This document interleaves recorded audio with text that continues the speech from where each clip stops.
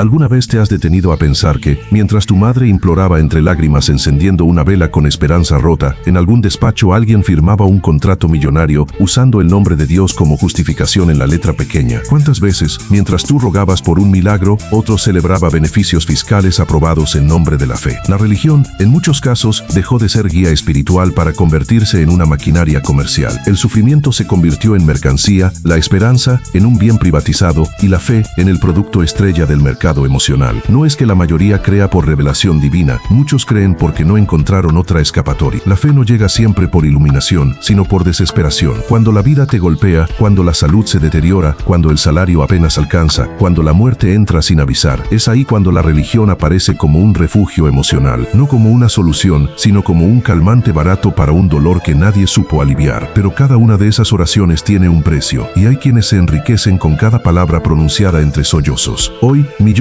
siguen a líderes religiosos que no caminan entre ellos, que no conocen el hambre ni la angustia del pueblo, viven en mansiones, se desplazan en jets privados, negocian con políticos, y sus nombres pesan más en el Congreso que los de médicos, científicos o profesores. Pastores que se autoproclaman empresarios de la fe, apóstoles convertidos en lobistas, templos transformados en plataformas de poder e influencia, todo bajo una misma bandera, el nombre de Dios. Mientras tanto, los fieles, la base de esa estructura piramidal, siguen de rodillas, diezmando parte de sus escasos ingresos, suplicando por sanación, aguantando el dolor como si fuera una forma de redención. Esto no es una invención conspiranoica, es una realidad documentada. La Iglesia Universal mueve cifras millonarias. El bloque evangélico influye directamente en políticas que afectan a millones. Deciden qué se censura, qué se criminaliza, qué ciencia se boicotea, qué moral se impone. Telepredicadores que piden donaciones en vivo mientras viajan en aviones de lujo, exigiendo más semillas de fe. En África se venden curas milagrosas, aguas ungidas, promesas de salvación, todo empaquetado con brillo espiritual. Pero detrás de las promesas se esconde la verdadera pregunta, esa que incomoda, la que casi nadie se atreve a formular. ¿Y si la religión no nació para salvarte, sino para doblegarte? Este mensaje no es un ataque a la espiritualidad sincera, es un análisis profundo del sistema que transformó la fe en instrumento de dominio y el dominio en fuente de ganancias. Es una invitación a mirar con nuevos ojos, porque cuando entiendes quién se beneficia realmente de tu devoción, ya no puedes arrodillarte con la misma inocencia. La religión, en muchos casos, no nace de la iluminación, sino del vacío. Cuando no hay pan en la mesa, se reza. Cuando un niño muere, se prende una vela. Cuando la vida se desmorona, alguien aparece y asegura, todo es parte del plan divino. Pero, ¿y si ese plan solo le sirve a él? Aceptar el caos como castigo sagrado, mientras otros se enriquecen con tu resignación, no es fe, es manipulación. Karl Marx no describió la religión como el opio del pueblo porque sonara poético, lo dijo porque comprendía su función. La religión, en muchos contextos, funciona como una droga emocional, no cura la herida, solo entumece el dolor. Es ese suspiro del alma oprimida, el refugio emocional ante un mundo que ha perdido la piedad. Marx no ridiculizó a los creyentes, los entendió profundamente. Vio cómo el sufrimiento sistemático, la miseria estructural y el abandono institucional creaban el caldo de cultivo ideal para que la fe echara raíces, no como respuesta auténtica, sino como mecanismo de consuelo. Pensemos por un momento en los rostros concretos detrás de esa fe manipulada. La mujer que es golpeada noche tras noche por su esposo borracho, pero escucha al pastor repetir que Dios detesta el divorcio. El trabajador que cobra un salario miserable, pero entrega a la iglesia convencido de que está sembrando un milagro. O la madre que pierde a su hijo porque no había camas disponibles en el sistema de salud público y todo lo que recibe como consuelo es un frío. Fue la voluntad de Dios. ¿Acaso estas personas son ingenuas? No, están atravesadas por un dolor que exige sentido. Y cuando el dolor grita, la religión se presenta con respuestas prediseñadas, envolviéndolas en promesas celestiales, frases dulces y una esperanza fracturada que apenas logra sostenerse. Feuerbach fue claro, no fue Dios quien creó al hombre a su imagen, fue el hombre quien inventó a Dios según sus propias carencias. Esa necesidad es profunda y sobre todo muy humana. La vida, con su caos imprevisible, sus golpes, su incertidumbre, se vuelve insoportable sin una historia que nos diga que todo tiene sentido. La religión proporciona ese relato. Te promete que el sufrimiento de ahora se convertirá en recompensa después. Te enseña a soportar, a resignarte, pero también a obedecer. Freud fue más allá. Llamó a la religión una neurosis colectiva infantil. Según él, es una proyección del deseo por un padre protector, una necesidad emocional de sentirse a salvo, una fantasía reconvertida en fe. Pero lo que hace de este fenómeno algo realmente peligroso es que esa neurosis, ese anhelo infantil, se convierte en herramienta política. Cuando una sociedad entera es educada para creer en recompensas eternas, deja de cuestionar el presente, acepta su dolor como parte del trato, se resigna ante la injusticia, repite que Dios sabe lo que hace, incluso cuando todo a su alrededor clama proclama que nadie está al mando. Y mientras tanto, los líderes religiosos siguen acumulando riqueza, no prometiendo soluciones reales, sino vendiendo esperanza. La esperanza como negocio, la fe como calmante, el cielo como premio diferido. ¿Te has fijado que casi todas las religiones hablan con detalle del más allá, pero dicen tan poco sobre el ahora? No es casualidad, es estrategia. Mientras los ricos ofrecen el paraíso a los pobres, estos últimos olvidan exigir justicia en la tierra. Ese es el verdadero mecanismo. El dolor genera fe, la fe engendra obediencia, y la obediencia mantiene todo como está. Entonces aparece la pregunta que nadie quiere formular. Si el miedo desapareciera de tu vida, ¿seguirías creyendo? Ninguna estructura de poder ha sobrevivido tanto tiempo sin un Dios de fondo, porque es fácil ver la religión como un simple acto espiritual, pero lo que casi nadie quiere ver es su rol como tecnología de control. El faraón era adorado como un dios, el rey era coronado por designio divino, el pastor afirma ser el vocero de Dios, el político se declara su siervo. Todo está conectado. El poder siempre se ha vestido de fe. Desde las pirámides de Egipto hasta los parlamentos modernos, el trono y el altar caminan tomados de la mano, y no lo hacen porque crean en lo divino, sino porque saben que tú sí crees, porque quien domina la creencia, domina el comportamiento. Y cuando la obediencia está garantizada desde la fe, ya no hacen falta amenazas ni cárceles. Solo basta con convencerte de que desobedecer es igual a condenarse eternamente. Un ejemplo histórico de este mecanismo fue la doctrina del derecho divino. El rey no gobernaba solo por fuerza, lo hacía, supuestamente, con el respaldo del cielo. Cuestionarlo no era solo un acto político, era una herejía. En tiempos modernos, el guión apenas cambió. Hoy, vemos a representantes aprobar leyes bajo la excusa de cumplir la voluntad de Dios. Y ante eso, ¿quién se atreve a decir que no? ¿Quién se arriesga a parecer impío, rebelde o enemigo del Creador? La religión, cuando se alía con el poder, sirve a sus intereses mejor que cualquier ejército. Convierte el sometimiento en virtud. Hace que los pobres acepten su miseria como destino divino. Jean Meslier, un sacerdote del siglo XVIII, rompió el silencio. Denunció la religión como instrumento de opresión. Y lo que él vio entonces sigue ocurriendo hoy. En Brasil, el bloque evangélico vota proyectos que van en contra de la Constitución, usando como argumento versículos bíblicos. Hombres poderosos, ricos en trajes finos, deciden sobre los cuerpos de las mujeres, y si alguien se opone, lo acusan de ir contra Dios. Pero este juego es antiguo. En Estados Unidos, televangelistas como Kenneth Copeland o Creflo Dollar poseen imperios multimillonarios y jets privados. Su teología de la prosperidad es sencilla: da dinero a la iglesia y Dios te bendecirá. Y si el único bendecido es el pastor, dicen que es una prueba de tu fe. En África, iglesias neopentecostales brasileñas exportan esta fórmula. Conquistan barrios, influencian elecciones y todo lo hacen en nombre del espíritu. Y mientras tanto, evaden impuestos como si no fueran negocios, porque oficialmente no lo son. En Brasil, según datos de la Hacienda, las iglesias mueven más de 30.000 millones de reales al año. Y esto no incluye las donaciones directas, los terrenos otorgados por alcaldías o los cargos políticos que líderes religiosos negocian tras bambalinas. Michel Foucault ya lo sabía. La religión institucionalizada ha sido, históricamente, el disfraz más eficaz del poder. Pero el daño más profundo no es económico, es psicológico, es el silencio forzado. La manipulación no se siente como tal porque la mayoría no se percibe oprimida, sino protegida. Así opera el síndrome de Estocolmo espiritual. Millones defienden a quienes los empobrecen, aplauden a quienes los explotan, confían ciegamente en quienes lucran con su sufrimiento, todo porque esas figuras llevan una Biblia en la mano. Nietzsche lo expresó sin rodeos: las religiones están construidas sobre el miedo, miedo al castigo, miedo al fracaso, miedo a la muerte, y los políticos lo saben. No necesitan convencerte con lógica, solo necesitan citar las escrituras. El resultado: una democracia secuestrada por el dogma, dirigentes blindados por pastores y masas movilizadas, no por razón, sino por terror. Terror a disgustar a un Dios que ni siquiera sus representantes temen, porque si la fe está sostenida por el miedo, si lo que obedezco no nace del amor sino de la amenaza, ¿qué tan espiritual es realmente mi creencia? El control más perfecto no necesita cadenas, solo necesita que creas que desobedecer equivale a ser condenado para siempre. Ya no hacen falta soldados si tienes suficientes pastores. No hacen falta armas si el castigo eterno está siempre presente. No necesitas cárceles si cada acto de pensamiento libre se siente como un pecado. El sistema de fe que domina a millones no se apoya en la compasión, sino en un miedo profundamente condicionado. Miedo a morir, a fallar, a no cumplir con un mandato divino invisible. Y lo más inquietante, es un sistema brutalmente efectivo. B.F. Skinner, pionero del conductismo, demostró que los seres humanos pueden ser condicionados mediante castigos y recompensas, pero las religiones ya lo sabían siglos antes. La lógica es simple y devastadora. Te asustan con el infierno, te seducen con el cielo, y entre esos extremos, aprendes que obedecer es lo seguro. Desde pequeño, te enseñan que pensar diferente es peligroso, que sentir dudas es una falla moral.